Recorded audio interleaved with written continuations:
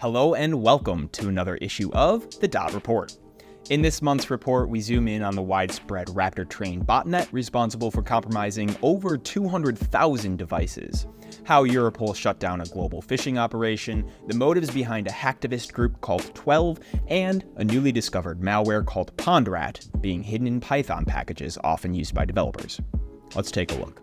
The dangerous RaptorTrain Botnet has compromised over 200,000 devices worldwide, focusing on routers and popular IoT devices. What makes this botnet specifically concerning is how threat actors are able to leverage compromised devices to make lateral movements and shut down operations. This botnet also spreads extremely quickly by exploiting unpatched devices or devices with default login credentials, something that's surprisingly common. The team at Lumen's Black Lotus Labs, who first discovered RaptorTrain, report that it uses rotating command and control servers, making it tough for cybersecurity teams to track or block the malicious traffic. With its stealthy and resilient infrastructure, the threat actors behind this rampant botnet have built a highly sophisticated operation, and as the Internet of Things continues to expand, cybercriminals see easy targets with few security standards and limited operating power. As such, if you don't implement additional device security measures, compromised IoT technology could lead to significant disruptions, data breaches, and even financial losses, as we're seeing to be the case with RaptorTrain. Europol, along with several European law enforcement agencies, recently shut down a sophisticated phishing operation as part of Operation KAERB. This large-scale phishing scheme specifically targeted mobile users with a technique called smishing, or SMS-based phishing, where attackers use text messages instead of email to deliver fraudulent links. After running this global phishing operation across multiple countries and duping thousands of victims, the threat actors were able to steal more than €1 million in total before seeing their scheme dismantled by Europol's European Cybercrime Center, which was able to arrest 12 individuals thought to be integral to this network of cybercrime.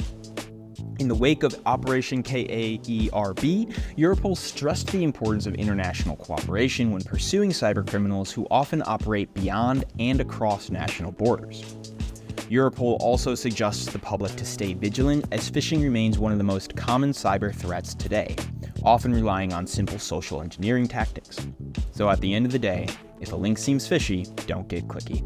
The hacktivist group known as 12 has launched a series of cyber attacks against Russian government websites in a statement against Russia's ongoing war in Ukraine.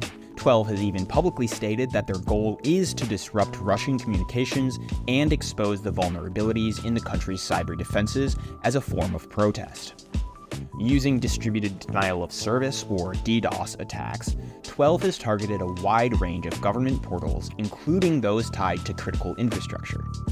By overloading these websites with traffic, they've made them temporarily inaccessible and disrupted normal operations.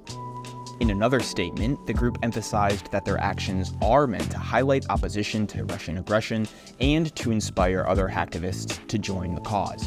This attack, though, is part of a broader trend we've seen over the past few years, where hacktivist collectives have increasingly engaged in cyber warfare to push their own political agenda and take sides in geopolitical disputes. However, cybersecurity experts warn that these actions could lead to a dangerous escalation in cyber warfare, as Russia is likely to retaliate, raising concern about a potential cycle of cyber attacks between state actors and independent hacktivist groups.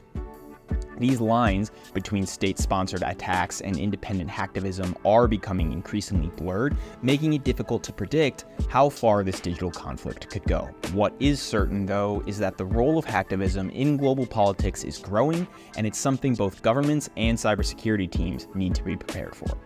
A new type of malware has been discovered hiding within Python packages in the PyPy open source software repository. This malware, named PondRAT, is believed to be tied to the Lazarus Group, a notorious cyber criminal organization with North Korean ties. The group has been responsible for some of the most high-profile cyber espionage attacks and supply chain attacks in recent years, and PondRAT appears to be part of their latest campaign. This specific malware is embedded in legitimate-looking Python packages which developers download from PyPy to build applications and other pieces of software. Once installed, though, the package deploys a remote access Trojan, or RAT, which allows the attacker to remotely control the infected system. From there, they can manipulate files, execute commands, and even download additional malware. This particular attack is part of a broader campaign known as Operation Dream Job, which lures victims with fake job offers designed to trick them into downloading malicious software. The malware packages had innocent names like real IDs and colored TXT, which were designed to appear harmless and infect systems quietly. But what makes PondRAT particularly dangerous is that it targets multiple platforms, including Linux and Mac OS, suggesting that this was a coordinated and deliberate effort to maximize the reach of the malware. The discovery of PondRAT has raised serious concerns in the cybersecurity community about the security of open source software repositories like PyPI, especially because developers routinely rely on these libraries to build applications. But as we've seen, malicious actors can weaponize these trusted ecosystems to carry out wide-scale attacks. As such, experts are now advising developers to carefully verify the integrity of any third-party software they download and to monitor their systems closely for any unusual activity. The stories this month further underscore the important conversations around IoT device security, give us some insight into the mindset of hacktivist groups, and emphasize how critical it is to practice secure software development. That's it for this month, so thanks for watching. I'm Andrew Mancini from Security, and this has been the Report. Stay safe out there. We'll see you next month.